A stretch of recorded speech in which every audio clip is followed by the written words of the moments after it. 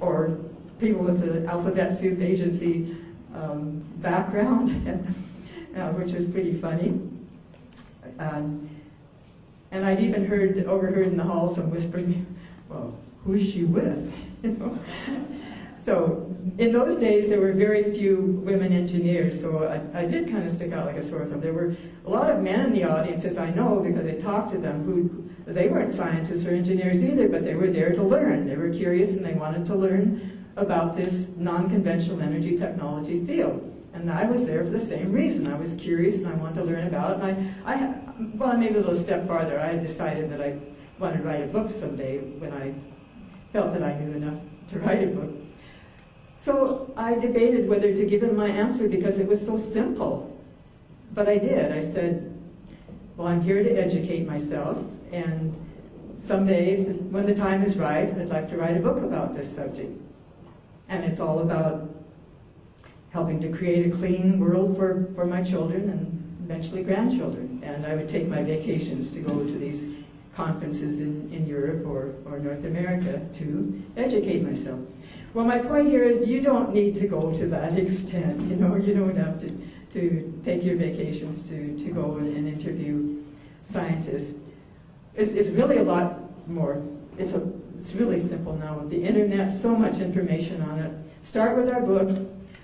There's a resource list in the back of it, more websites. When I mention websites, I always want to mention, Joel mentioned the New Energy Congress. There's a website that I have as my home page, I guess you say, zpenergy.com, or the Canadian zpenergy.com, short for Zero Pollution Energy. And one of our New Energy Movement co-founders, Vlad, is here, and he has a proposal for an extreme science foundation that would be a way to fund getting these inventions tested by accredited testing labs. And let's just really answer this question once and for all. Because articles, even journal articles, don't seem to convince anybody. The field that's been misnamed cold fusion, and it's probably not even fusion as it turns out, but you know, there's something going on there that does create anomalous excess heat. That in the mainstream jargon, cold fusion is still kind of synonymous for joke. You know, like, oh, this is another cold fusion fiasco, or this is voodoo science like cold fusion. It's really crazy, folks. And the same with the technologies based on what some people call zero-point energy, quantum vacuum, or there was an ancient term, the ether, which, as it turns out, there is this background energy of space. It's not as the ancients considered some unmoving fluid substance. It's a dynamic substratum, but there is something that these inventions and powerful permanent magnets are tapping into for the strength to provide these over unity effects, over unity more output than input. But there are these basics that are so easy for any of us lay people to understand in this harmonious new technologies. And one of them, and one that's really pervasive throughout a lot of the classes of inventions, is resonance. Now, if you're a musician, you know what resonance is. Resonant frequencies are involved in a lot of fields, and how they come into the new energy technologies is the fact that so many things have their own resonant frequency. Materials, electronic circuits, resonant electronic circuits. And I won't go into any farther, but it is just yet another explanation or mechanism for this more output than input. Look, one example is pushing a child on a swing. You build up momentum with small, well-timed pushes. You know, you don't just take one big swing, you know, and that's it. Well, you just stand there with just a little gentle push at the right time, and that's basically what resonance does in some of these electronic type inventions. So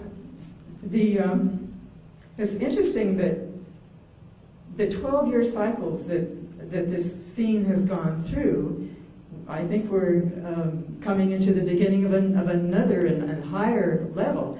I look back at 1984. Personally, for me, that was a year when I moved to Penticton, and I hung out at a home of an inventor, and he and his wife had a house full of books about Tesla, and they had visitors from South Africa and Germany and all over the place that were coming to talk about non-conventional energy technologies. In his case, it was magnetic-based, and he called his company Prawn Technology because he acknowledged that these powerful new permanent magnets must be tapping into some background source of energy that wasn't being acknowledged in mainstream science at that time. And so in looking for what could it be, he even went to the alternative health field and said, okay, you recognize in acupuncture, you recognize this subtle energy, chi it's called, or prana, or whatever.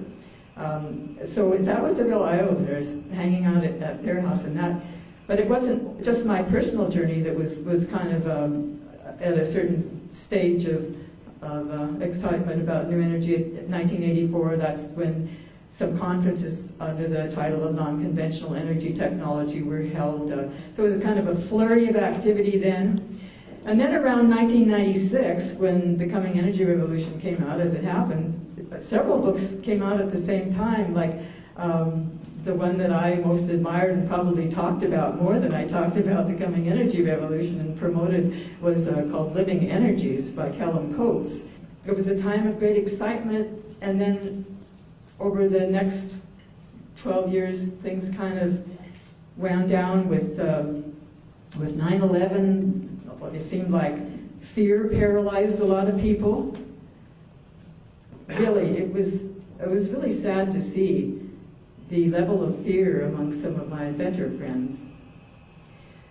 But now we are 2008. I really have the feeling, and this is why breakthrough power is so timely. I really have the feeling that we're ready for a new cycle, and that it's not going to be stopped this time.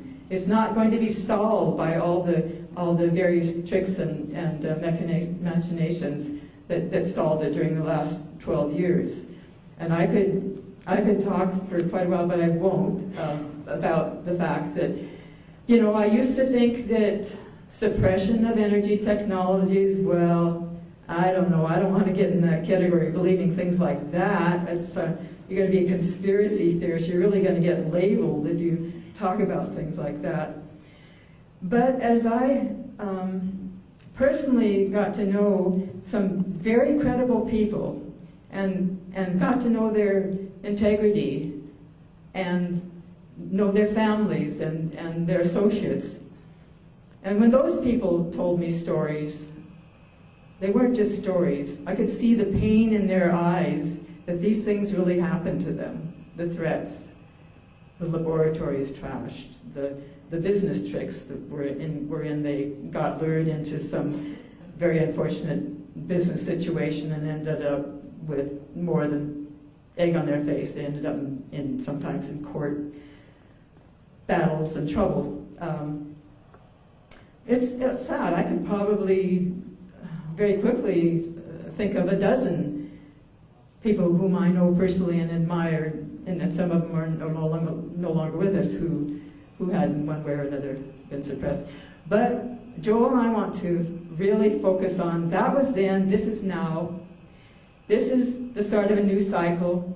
This is the age when there's so much information being disseminated on the internet, and so many people cooperating on the internet to share their knowledge.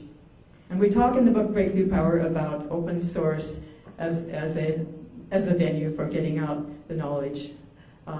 Because the whole goal is a society of peace, justice, and sharing. And it is possible.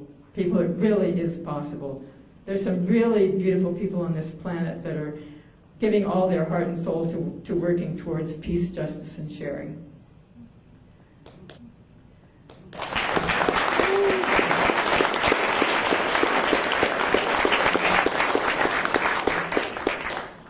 think I've gone way over time, so we're going to start introducing our special guests tonight that we're really, really fortunate to have with us.